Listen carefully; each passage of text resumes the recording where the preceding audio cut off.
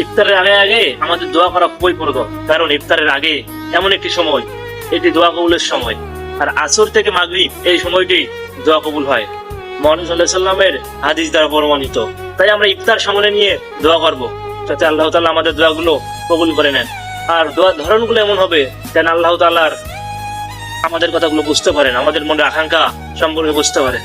দোয়া আমরা এইভাবে করতে পারি, হে আল্লাহ, তুমি তো আমাকে সৃষ্টি করেছো, তোমার সৃষ্টি জাহান্নামে যাবে এটা কি তুমি চাও?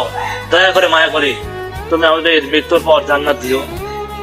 হে আল্লাহ, তোমাকে ভয় করে আমি রোজা রেখেছি, তুমি আমাকে সৃষ্টি করেছো, তাই আমি মানুষ হিসেবে পৃথিবীতে এসেছি, সেহেরি খেয়েছি তোমার দেওয়া নিয়ামত থেকে, এবং তোমার দেওয়া নিয়ামত দিন নামক কাটিয়ে আমি সন্ধ্যায় এসেছি। দয়া করে মায়া করে তোমার নিয়ামতের উছিলা করে আমাকে ক্ষমা করে দাও। দোয়ার মধ্যে এমন কিছু কথা বলবে যাতে আল্লাহ তাআলা দোয়া কবুল করে নেন।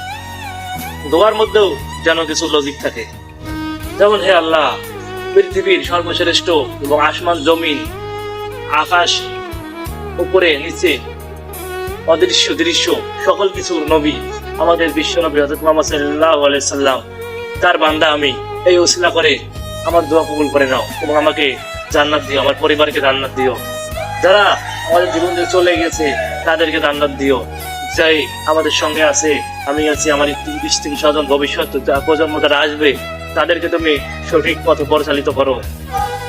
এইভাবে দোয়া করো। আর হ্যাঁ, দোয়া করার আগেই আমরা দরুদ শরীফ পড়ে নেব, সূরা ইখলাস পড়ে নেব, সূরা নাস পড়ে নেব, সূরা ফালাক পড়ে নেব, সূরা ফাতিহা পড়বো।